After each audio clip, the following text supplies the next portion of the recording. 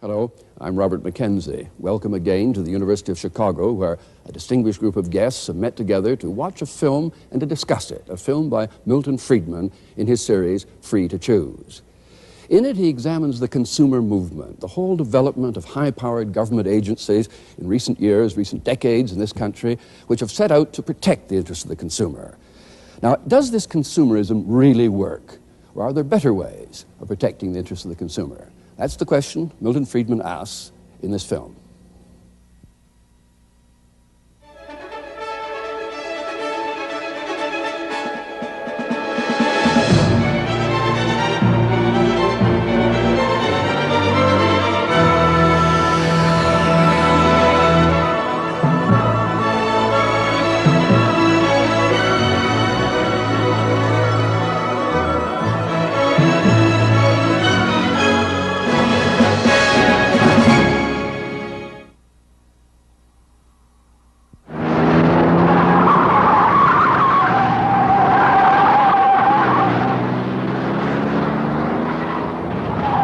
The 1960s Corvair, condemned by Ralph Nader as unsafe at any speed. Since Nader's attack, it's being increasingly accepted that we need government protection in the marketplace. Today, there are agencies all over Washington where bureaucrats decide what's good for us. Agencies to control the prices we pay, the quality of goods we can buy, the choice of products available. It's already costing us more than $5 billion a year.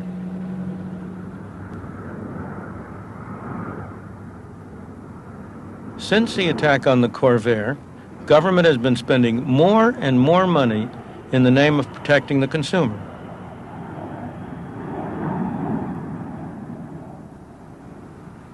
This is hardly what the third president of the United States, Thomas Jefferson, whose monument this is, had in mind when he defined a wise and frugal government as one which restrains men from injuring each other and leaves them otherwise free to regulate their own pursuits of industry and improvement. Ever since the Corvair affair, the U.S. government has increasingly been muscling in between buyer and seller in the marketplaces of America. By Thomas Jefferson's standards, what we have today is not a wise and frugal government, but a spendthrift and snooping government. The federal regulations that govern our lives are available in many places.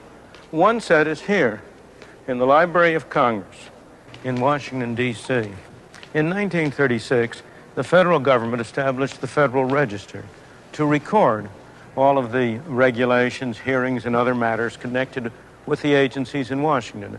This is Volume 1, Number 1. In 1936, it took 3 volumes like this to record all these matters. In 1937, it took 4. And then it grew and grew and grew. At first, rather slowly and gradually, but even so, year by year, it took a bigger and bigger pile to hold all the regulations and hearings for that year.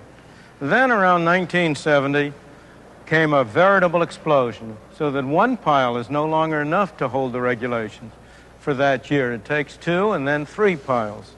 Until on one day in 1977, September 28th, the Federal Register had no fewer than 1,754 pages.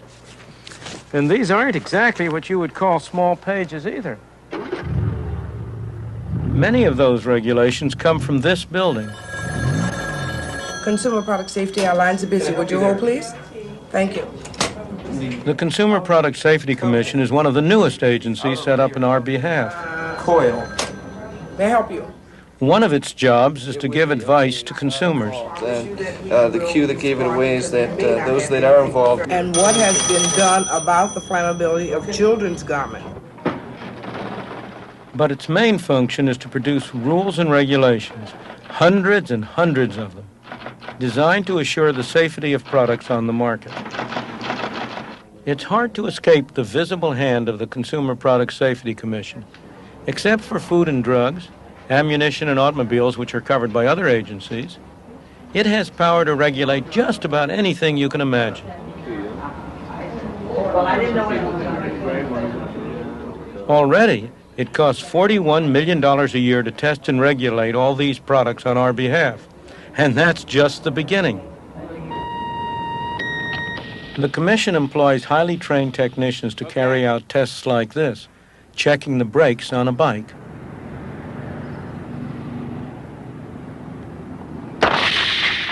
But the fact is that 80% of bike accidents are caused by human error.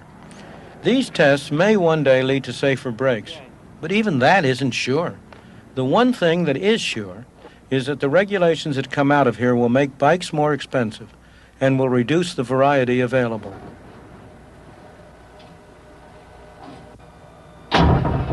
Yes, they really are testing how matches strike. And the tests are very precise. The pressure must be exactly 1 pound. The match exactly at right angles. Consumer Product Safety Commission. No matter how many tests are done, children's swings are never going to be totally safe. You cannot outlaw accidents.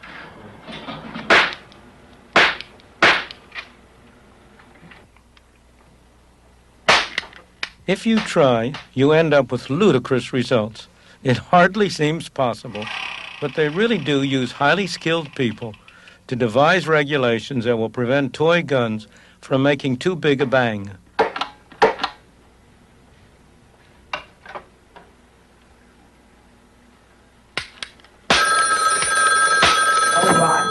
Consumer product safety. The Commission, in effect, is deciding what they think is good for us. They are taking away our freedom to choose. Okay.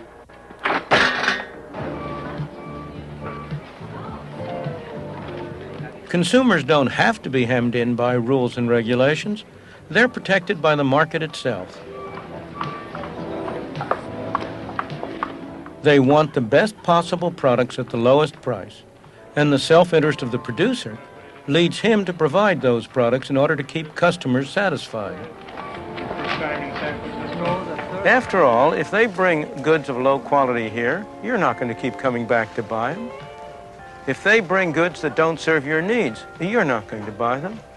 And therefore, they search out all over the world the products that might meet your needs and might appeal to you. And they stand in back of them, because if they don't, they're going to go out of business. You see the difference between the market and the political action, the governmental agency. Here, nobody forces you. You're free. You do what you want to.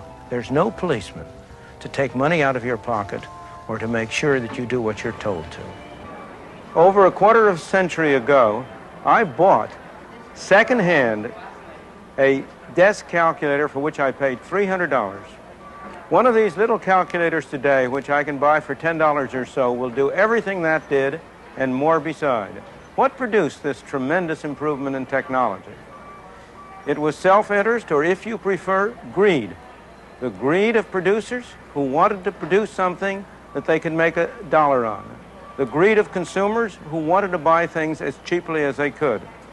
Did government play a role in this? Very little, only by keeping the road clear for human greed and self-interest to promote the welfare of the consumer.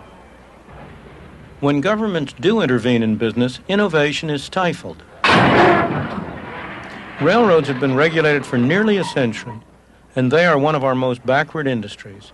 The railroad story shows what so often results from the good intentions of consumer protection groups. In the 1860s, railroad rates were lower in the United States than anywhere else in the world, but many customers thought that they were too high. They complained bitterly about the profits of the railroads. Now, the railwaymen of the time had their problems, too. Problems that arose out of the fierce competitiveness among them. Many railroads, all trying to get their share of the market, all trying to make a name for themselves. If you want to see what their problems were as they saw them, come and have a look at this. From inside this private railroad car, it may not look as if the people who ran the railroads had any real problems. Some, like the owner of this private car, had done very well.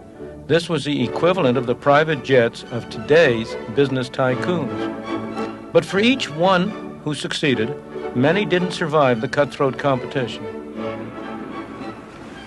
What we have here is a railroad map of the United States for the year 1882. It shows every railroad then in existence. The country was literally crisscrossed with railroads, going to every remote hamlet and covering the nation from coast to coast. Between points far distant, like, for example, New York and Chicago, there might be a half a dozen lines that would be running between those 2 points. Each of the half dozen trying to get business would cut rates, and rates would get very low. The people who benefited most from this competition were the customers shipping goods on a long trip. On the other hand, between some segments of that trip, say, for example, Harrisburg and Pittsburgh, there might be only a single line that was running, and that line would take full advantage of its monopoly position. It would charge all that the traffic would bear. The result was that the sum of the fares charged for the short hauls was typically larger than the total sum charged for the long haul between the 2 distant points. Of course, none of the consumers complained about the low price for the long haul, but the consumers certainly did complain about the higher prices for the short hauls, and that was one of the major sources of agitation, leading ultimately to the establishment of the Interstate Commerce Commission. The cartoonists of the day delighted in pointing out that railroads had tremendous political influence, as indeed they did. They used the consumers' complaints to get the government to establish a commission that would protect the railroads' interests. It took about a decade to get the commission into full operation. By that time, needless to say, the consumer advocates had moved on to their next crusade. But the railwaymen were still there. They had soon learned how to use a commission to their own advantage. They solved the long-haul, short-haul problem by raising the long-haul rates. The customers ended up paying more, some protection. The first commissioner was Thomas Cooley, a lawyer who had represented the railroads for many years. The railroads continued to dominate the commission. In the 1920s and 30s, when trucks emerged as serious competitors for long-distance hauling, the railroads induced the commission to extend control over trucking. Truckers, in their turn, learned how to use a commission to protect themselves from competition. This firm carries freight to and from the Dayton, Ohio International Airport. It's the only one serving some routes, and its customers depend on it. But Dayton Air Freight has real problems. Its ICC license only permits it to carry freight from Dayton to Detroit. To serve other routes, it's had to buy rights from other ICC license holders, including one who doesn't own a single truck. It's paid as much as $100,000 a year for the privilege. Our company is in the process of trying to get rights to go there now. Yes, we'll do that, and thank you for calling, sir. The owners of the firm have been trying for years to get their license extended to cover more routes. Now, I have no argument with the people who already have ICC permits, excepting for the fact that this is a big country, and since the inception of the ICC in 1936, there has been very few entrants into the business. They do not allow new entrants to come in and compete with those who are already in. Of course, Dayton Air Freight suffers, but so do the customers who pay higher freight charges. Quite frankly, I don't know why the ICC is sitting on its hands doing nothing. This is the third time, to my knowledge, that we've supported the application of Dayton Air Freight to help us save money, help free enterprise, help the country save energy, help. It all comes down to the consumers ultimately going to pay for all of this, and they are the blame. The ICC, it has to be the blame. Dayton Air Freight now has many of its trucks lying idle, trucks that could be providing a valuable service. Far from protecting consumers, the ICC has ended up making them worse off. As far as I'm concerned, there is no free enterprise in interstate commerce. It no longer exists in this country. You have to pay the price, and you have to pay the price very dearly. That not only means that we have to pay the price, it means that the consumer is paying that price. The price consumers pay when it comes to medicine could be their lives. In the 19th century, pharmacies contained an impressive array of pills and potions. Most were ineffective and some were deadly.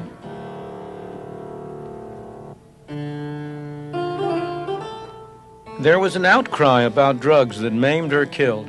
The Food and Drug Administration, in response to consumer pressure, succeeded in banning a whole range of medicines.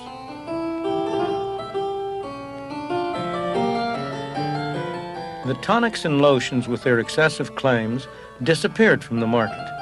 In 1962, the Kefauver Amendments gave the FDA power to regulate all drugs for effectiveness as well as for safety. Today, every drug marketed in the United States must pass the FDA. It's clear that this has protected us from some drugs with horrific side effects, like thalidomide. And we all know of people who have benefited from modern drugs. What we don't hear much about, however, are the beneficial drugs that the FDA has prohibited. Well, if you examine the therapeutic significance of drugs that haven't arrived in the U.S. But are available somewhere in the rest of the world, such as in Britain, you can come across numerous examples where the patient has suffered. For example, there are one or two drugs called beta blockers, which it now appears can prevent death after a heart attack. We call this secondary prevention of coronary death after myocardial infarction, which, if available here, could be saving about 10,000 lives a year in the United States. In the 10 years after the 1962 amendments, no drug was approved for hypertension, that's for the control of blood pressure, in the United States, whereas several were approved in Britain. In the entire cardiovascular area, only one drug was approved in the 5-year period from 67 to 72. And this can be correlated with known organizational problems at FDA. These carts are taking to an FDA official the documents required to get just one drug approved. Well, hi there. Must be the new one they called me about. It took 6 years' work by the drug company to get this drug passed. Take this one right here. All 119 volumes. Yes, Okay, thank you very much. The implications for the patients are that therapeutic decisions that used to be the preserve of the doctor and the patient are increasingly becoming made at a national level by committees of experts. And these committees and the agency for whom they are acting, the FDA, are highly skewed towards avoiding risks. So there's a tendency for us to have drugs that are safer, but not to have drugs that are effective. Now, I've heard some remarkable statements from some of these advisory committees in considering drugs. One has seen the statement, there are not enough patients with a disease of this severity to warrant marketing this drug for general use. Now, that's fine if what you're trying to do is to minimize drug toxicity for the whole population. But if you happen to be one of these not enough patients, and you have a disease that is of high severity or disease that's very rare, then that's just tough luck on you. For 10 years, Mrs. Esther Usdane suffered from severe asthma. The medication she received had serious side effects. Her condition was getting worse, but the drug her doctor preferred was prohibited by the FDA. So twice a year, Mrs. Usdane had to set out on a journey.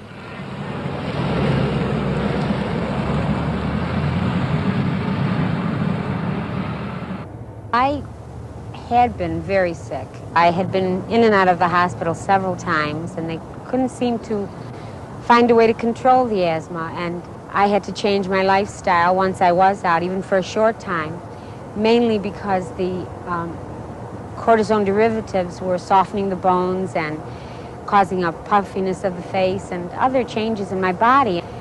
The doctors were pretty anxious to get me off the cortisone derivative. The drug her doctor wanted her to have had been available for use for 5 years in Canada.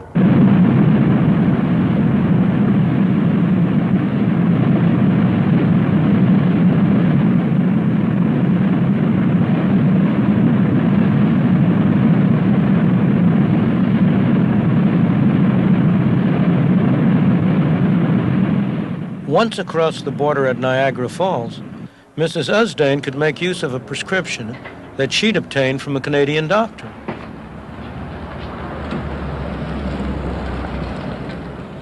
All she had to do was go to any pharmacy. There she could buy the drug that was totally prohibited in her own country.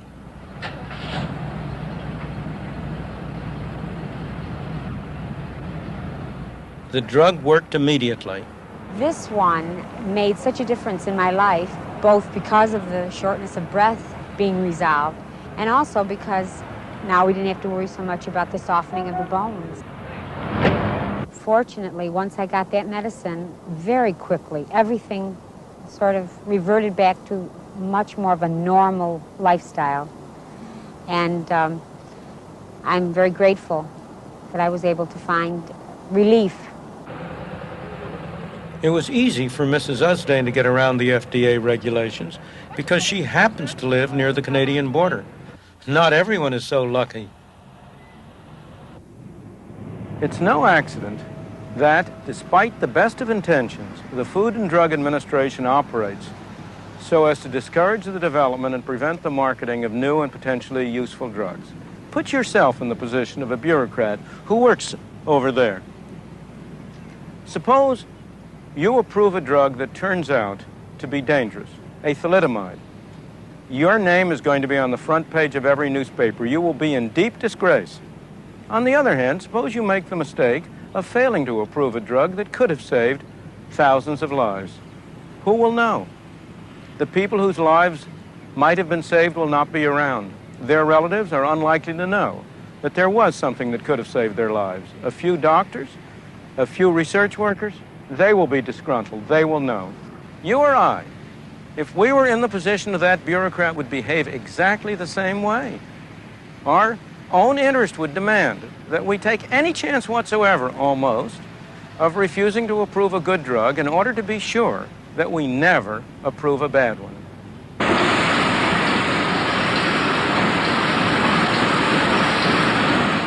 Drug companies can no longer afford to develop new drugs in the United States for patients with rare diseases. Increasingly, they must rely on drugs with high-volume sales. 4 drug firms have already gone out of business, and the number of new drugs introduced is going down.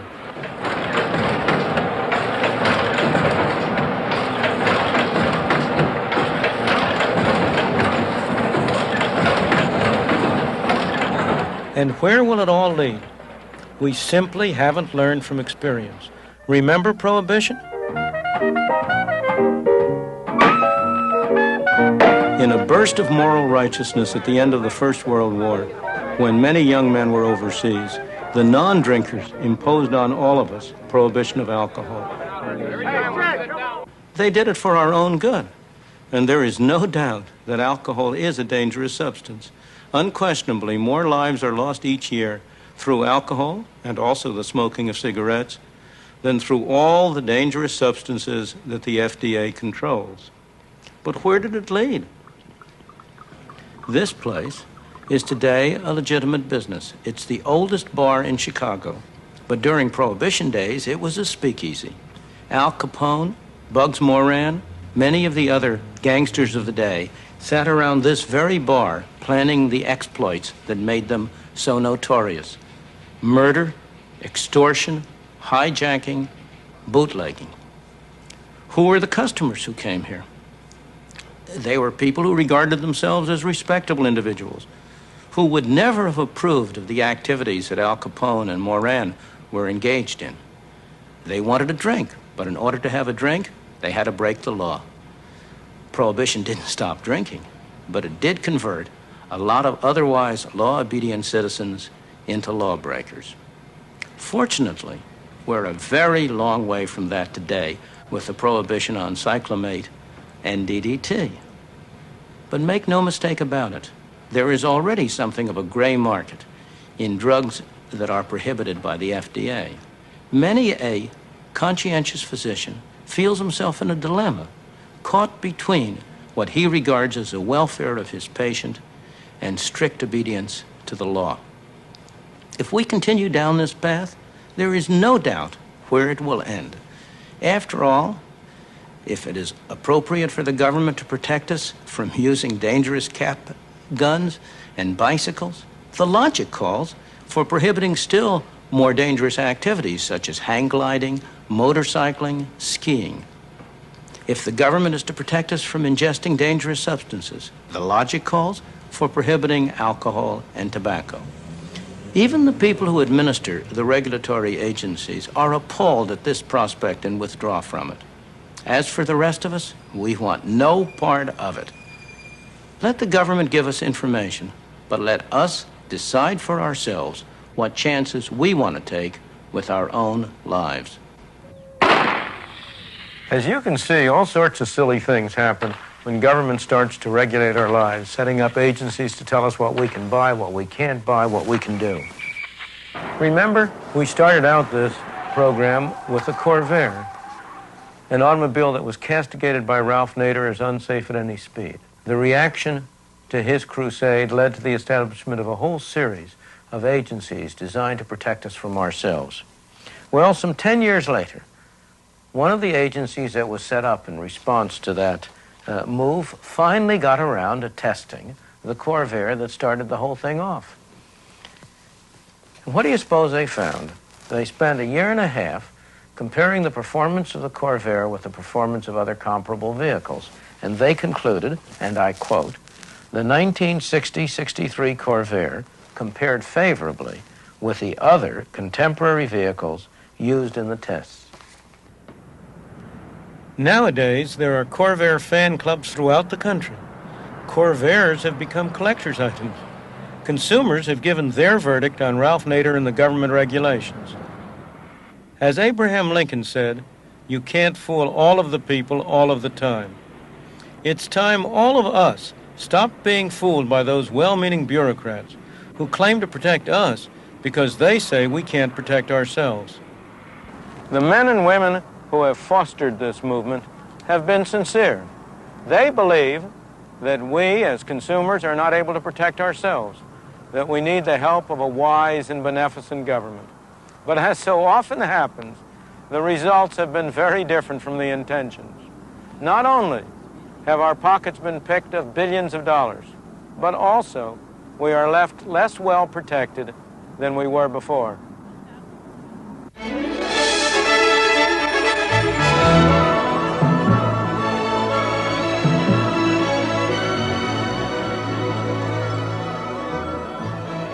Now, back here at the University of Chicago, the consumerists themselves get their chance to argue their case.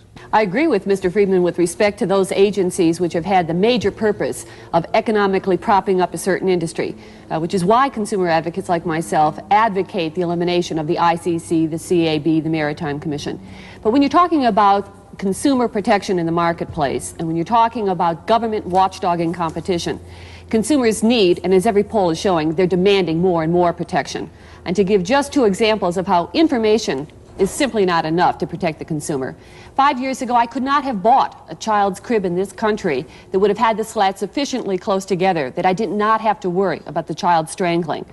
Not until the government and the Consumer Product Safety Commission stepped in did consumers then have the choice to buy that type of a crib. Strangulation's down 50%. And in 1975, if I had wanted to lease a Xerox machine, I could not have done it. And not until the Federal Trade Commission Antitrust stepped in and forced competition into that marketplace did I have that choice. And in 1 year, the price went from $14,000 down to $5,000. Those are dollars back in our pocketbooks, to say nothing of minimized emotional trauma. Well, before we ask Milton Friedman to come back on that, let's establish the viewpoint of our other participants and experts. Dr. Richard Landau, what's your reaction? Well, I think the cost is certainly outrageously large, and the benefits are trivial, if any. I think that perhaps Milton overstates it slightly to make his point, but basically I would have to agree with it in the area that I know best, which is the regulation of new drug development. And Joan Claybrook? Well, in the auto safety field, we've saved about 55,000 lives and millions of injuries because of auto safety regulations since the mid-1960s.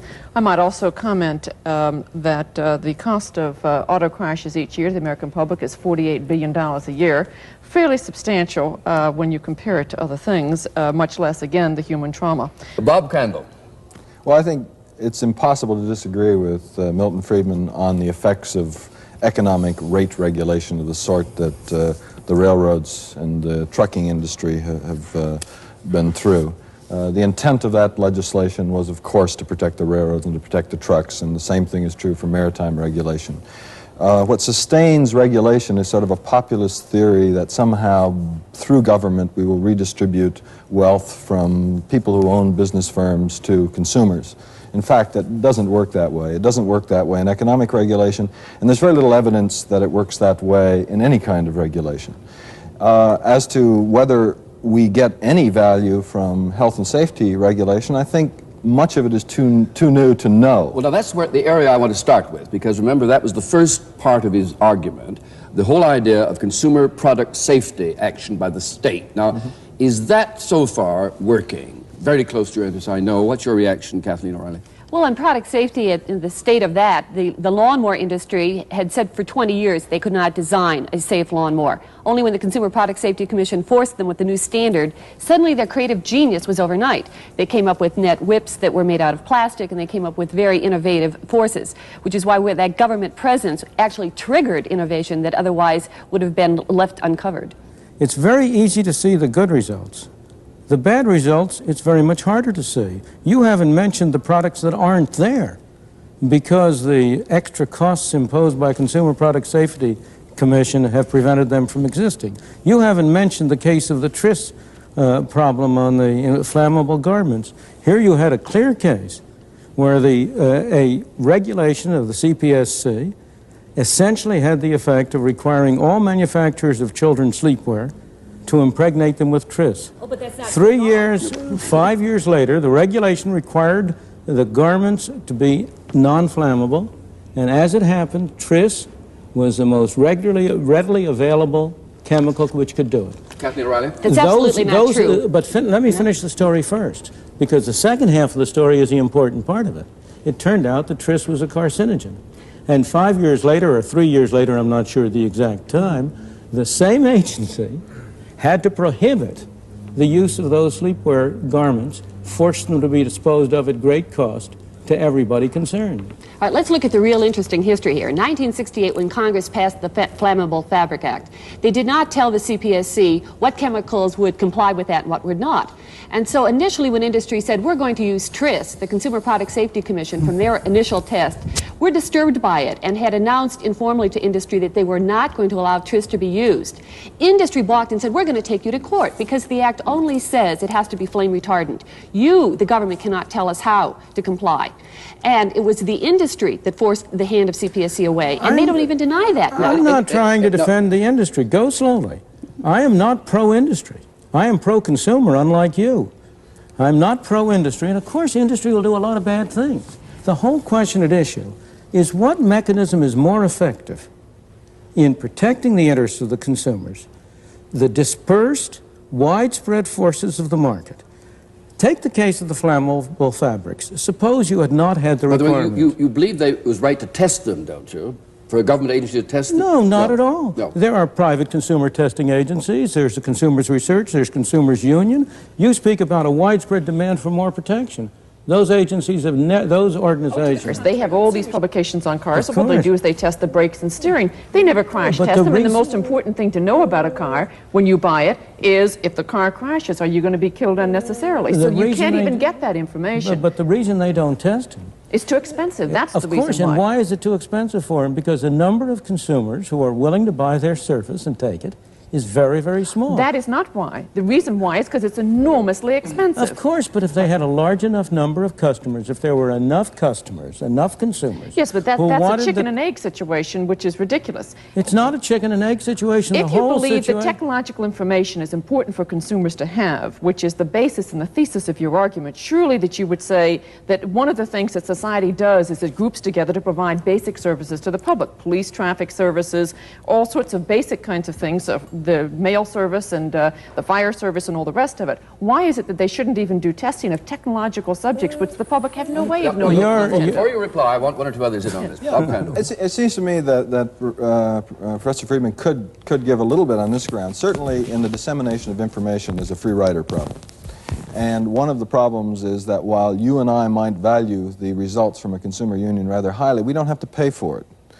We can look over the shoulder of someone else, borrow the magazine from the library, and so forth. I wouldn't go so far as to say that the government should not at all be in the business of generating information, though I am concerned about exactly the same forces, this evil industry that Ms. O'Reilly talks about, having its influence on how this information is prepared. I don't see how we guard ourselves against that. But it seems to me that there is a case to be made that the market does not supply enough information. It may not, but the market supplies a great deal, and there's also a free rider problem in the negative sense on government provision of information, because people who have no use for that information are required to pay for it. Milton, I don't quite understand your position on this. Are you saying, though, that there's no place for government to test consumer product safety at all? I am saying, let's separate issues. I am saying there is no place for government to prohibit consumers from buying products the effect of which will be to harm themselves. There is, of course, a place... Well, for a moment, I'm trying to separate the issues. There is a place for government to protect third parties. If we go to your automobile case. What about children? Children aren't choosers, right? They don't make choices, the parents, and yet they ride in the parents make their choices. But let's go. Sleepwear has it, there's no choice. We can only take one issue at a time. We're a little difficult to take them all at once. Let's take one at a time. I say there is no place for government to require me to do something to protect myself. Now, if government has information, obtains. For a moment, suppose it has information, then it should make that public and available. The next question is, are there circumstances under which it's appropriate for government to collect information? There may be some such circumstances. They have to be considered one at a time. Sometimes there is and sometimes there isn't. But you see, I want to get back. Take your area, Ms. Claybrook. You are now involved on an airbag problem. That's right.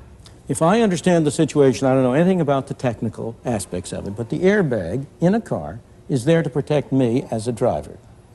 It doesn't prevent me from having an accident hurting somebody else because it's only activated by an accident. All right, now, why shouldn't I make that decision? Who are you to tell me that I have to spend whatever it is, $200, $300, $400 on that airbag? Well, we don't tell you that. What we say is that when a car crashes into a brick wall at 30 miles an hour, the front seat occupants have to have automatic protection built into the car.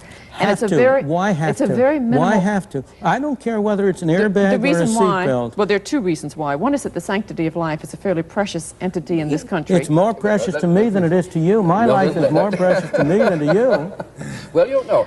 Do you wear your seatbelt? Sometime I do and sometimes I see. Well, then don't. It couldn't be too precious to you, because if it were, you'd wear it all the time. I beg your pardon. Yes. Other things are precious too. Yes. Okay, but wearing your seatbelt is a relatively simple thing to go into. But now my question is, but I wanted to answer a direct answer. There's a very basic reason why, yes. And it's because a person does not know when they buy a car what that car is going to do when it performs in various and sundry different ways. That's number one. Number two, there's a basic minimum standard. It's a performance standard. It's not a requirement that you have certain pieces of products in your cars, but it's a basic performance standard built into your car that when you buy it, no one's going to have less than that, so that you don't have people needlessly injured on the highway, the cost to society, the cost to the individuals, the trauma to their families, and so on. You're suggesting, theoretically, that it's much better to let people go out and kill themselves, even though they really don't know that that's what's going to happen to them when they have that crash. Excuse me, you're evading the fundamental issue. If you have the information, give it to them. The question is, not a question of giving them the information. The question is, what is your right to force somebody to spend money to protect his own life, not anybody else, but only himself? And And the next question I'm going to ask you, do you doubt for a moment that prohibiting alcohol would save far more lives on the highways than an airbag, seat belts, and everything else? And on what grounds are you opposed to prohibition, on grounds of principle, or only because you don't think you can get it by the legislature? I'm opposed to prohibition because I don't think it's going to work. That's the reason I'm opposed to But prohibition. suppose it would work. I want to get to the, I want to get to the principle. Sure. I want to know, suppose you could believe it would work. Suppose you could believe prohibition could work. Would you be in favor of it? No. What I am in favor of is building products. I am in favor of building products so that at least they service the public. I was fascinated by some of the initial comments. Everybody agrees that the old agencies are bad. But the new agencies that we haven't had a chance to... No, you're trying to sweep them into your net. They didn't agree with that. But anyway... It was regulatory. It was talk about if the basic principle is give me the information, let me choose for myself. If that's the ultimate goal, why is it that in any hearing that you've ever gone to, and I beg anyone to find me an exemption, whether it's airbags or on DES, saccharin, whatever, you never have the victims of the injury who lost their arm because of a lawnmower standing up and saying, thank God that you gave me the right to become incapacitated. Never do you hear a victim thanking the government for backing off. Never do you hear the victim of an anti-competitive action thanking the Justice Department for not bringing a suit. Dr. Landau, I promised you could make an observation on that without going into great detail. Now, when DES was used to preserve pregnancies in women 25 and 30 years ago, there was absolutely zero evidence that it would cause cancer in anybody, certainly not in the children of the women who were pregnant. And for you to say that it is... ignoring the 1941 studies that showed just that. There is no 1941 study. This happens to be my area of expertise. I'm an endocrinologist. There was nothing.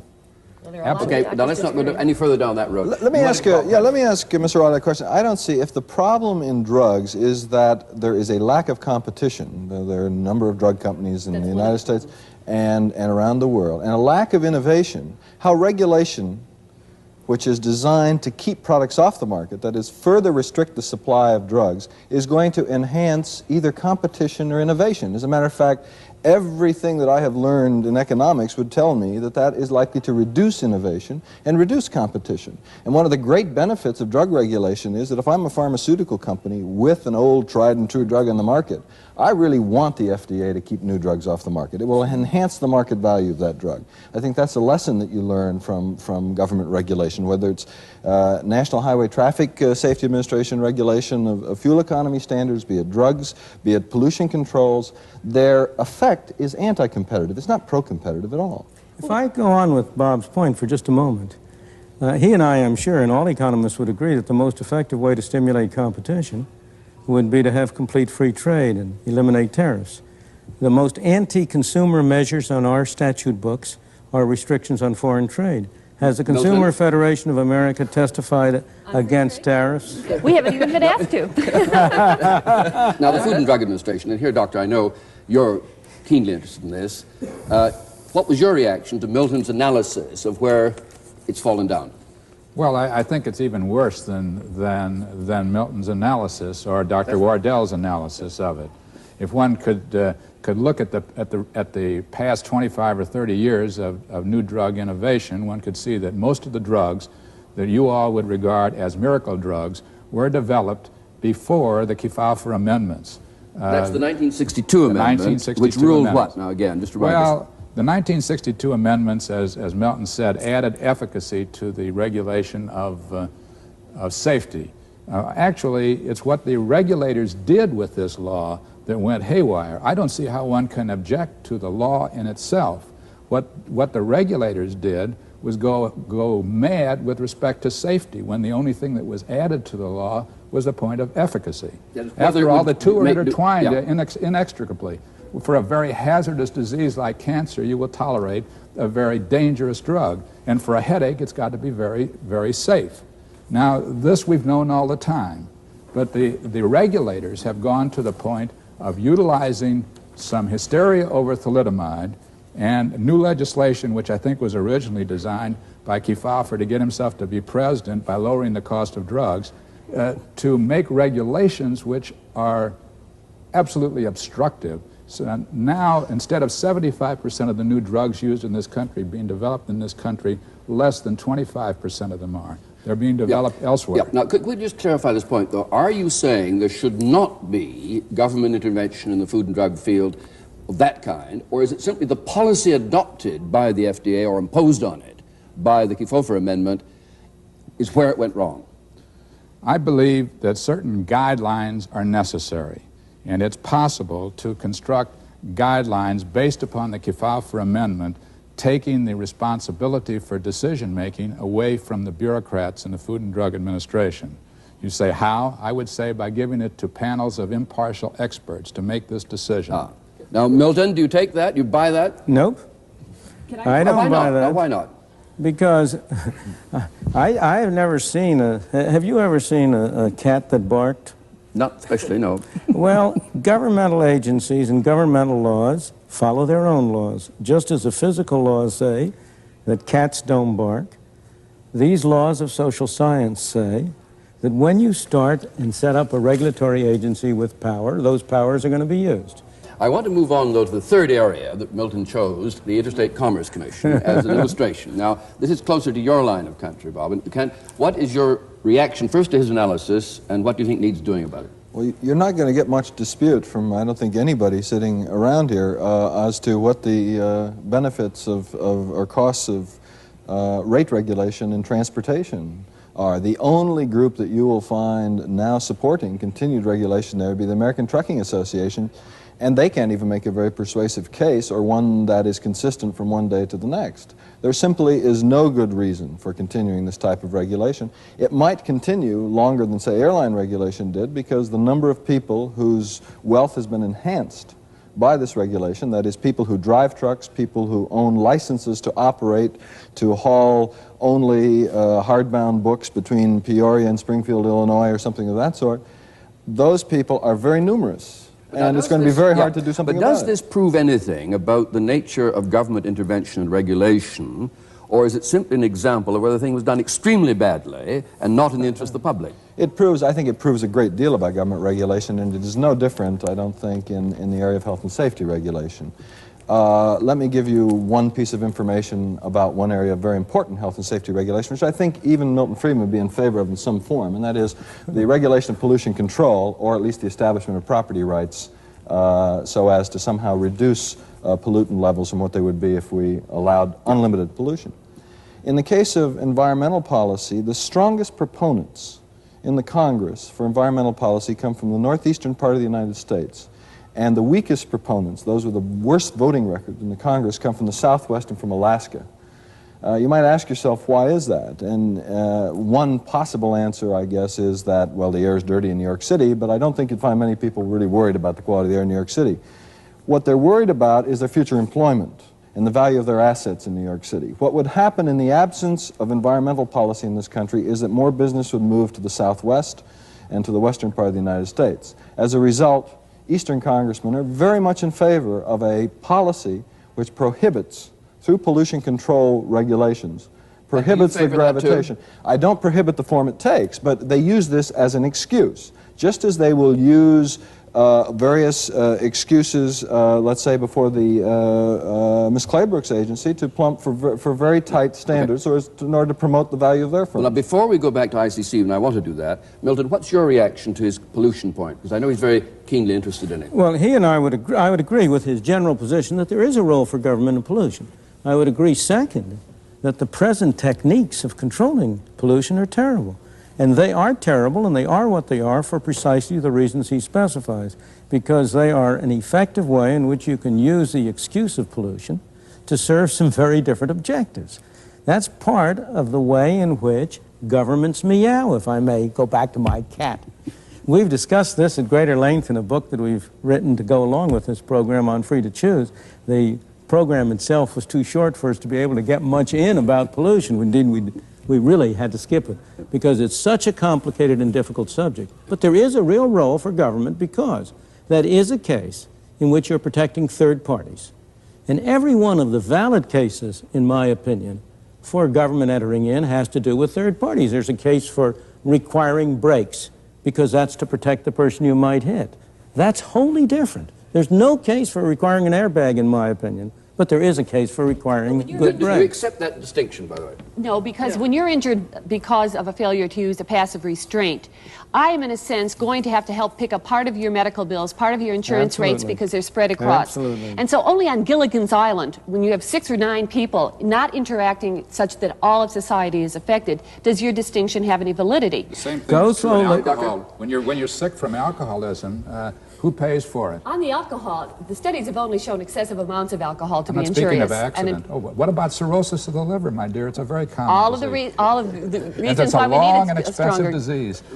Could we pause on, Milton's made, though, a very interesting distinction here, that you can damage yourself, you've been saying, or it's up to you if you want to run the risk of damaging yourself. But can you make the distinction? Let me go back to her question, because she says, no, we mustn't do that, because a fellow who hurts himself is going to go to a government-subsidized hospital. Not just government. Oh, but it's more than that. It's all the parties' liability as well. Answer that issue with it. Go slowly. Let me separate the two issues, because I really want to get to this, because your answer is a very favored one, and there is an element of validity to it. Of course. Well, it's only because we've made 2 mistakes. But you don't have to be in a government hospital for it to be valid, because when you're in traction... Hold on for a moment. Hold on for a moment.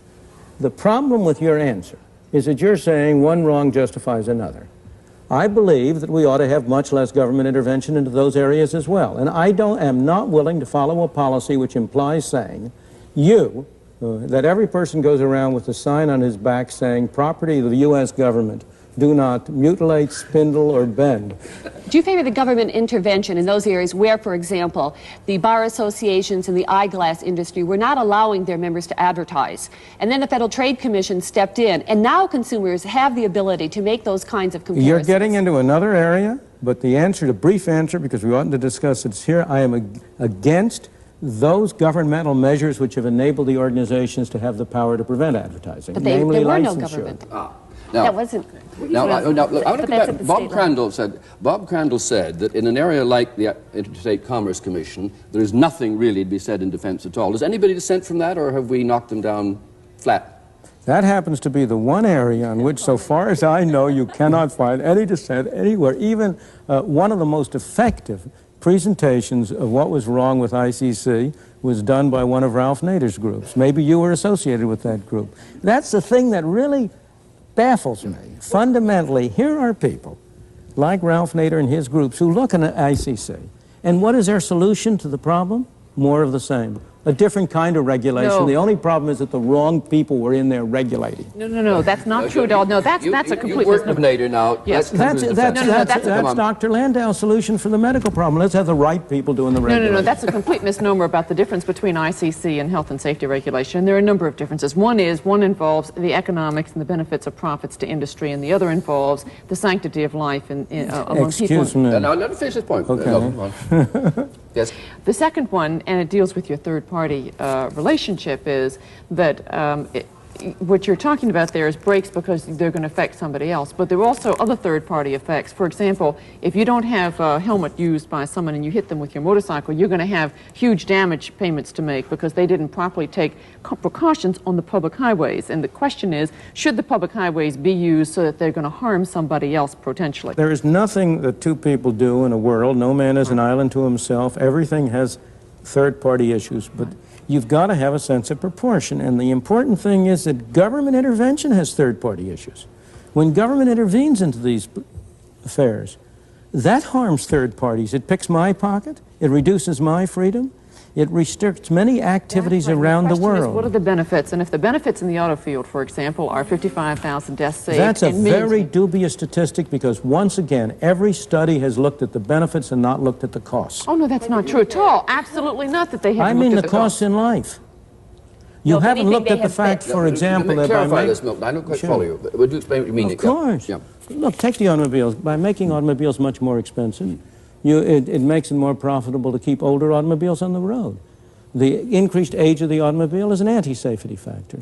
By making automobiles safer so people can drive them, People drive them faster or more recklessly than they otherwise would. There are more pedestrian deaths. That's a totally unproven and indeed fully rebutted theory. And in fact, all the savings in lives that... well, no, there are numerous studies, including from Yale and Cooper from Yale and so on. But the key issue has been shown by the regulation that's been in the last 10 years. You've had a huge saving in life, a decrease in the vehicle deaths that have occurred, the rate of vehicle deaths occurred, and so on. Let me go back again for a moment. You see, the major effect on the saving of life has been from 55-mile-an-hour speed no, that's limit, not true. Which is not, after all, in there. But that is also a regulation. That's primarily as a fuel regulation. Yeah, that's right. It's a regulation. But your statement's not accurate. The savings in life have not been primarily, they've been very important from 55, but there have been 55,000 deaths saved by vehicle crash safety regulation. Excuse me. There have been 55,000 deaths that you have estimated to have been saved by. Not me, the General Accounting Office. Excuse me, other estimates as well. The estimate by Professor Sam Peltzman of this university, a very, very serious study, estimated that there were no lives saved if you took into account all of the indirect effects. Now, maybe his study isn't exactly right. I don't think it is. I'm not going to try but maybe the other study isn't exactly right either. We've got to be even-handed on this. You look at consumers have done well if it's even in between. No, I beg your pardon. If people voluntarily want to risk their lives, are you saying again you really would not be in favor of prohibiting hang gliding? We as the auto industry, that's far more dangerous. Should you prohibit 500 miles? I think that let me answer that. We as the auto industry, if they would remove all of the safety standards that have been in effect since 1968, and what would be the savings to the public if they did that? And the answer that they came back with, well, we couldn't remove those. They expect them now. The laminated windshields that don't crack their head open, and the collapsible steering assemblies, and the padded dashboards. While the public, that is now the societal norm. Regulation has changed the thinking of the public and the understanding of what's possible. And so what you're suggesting is the government regulation is willy-nilly and it produces things the public doesn't want. But excuse me for a moment, you can't take credit for everything that's happened in this area. Four-wheel brakes were introduced before there were safety regulations. Many of these developments would have occurred without this week. I hope you'll join us again for the next episode in a week's time.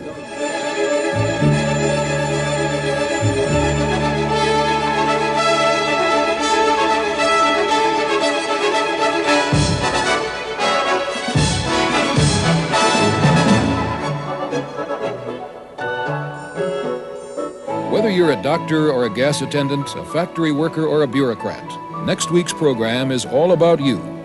Milton Friedman looks at the labor market to discover how workers can best protect themselves in the toughest job markets. If you've ever had to go out and earn your own living, don't miss Free to Choose next week.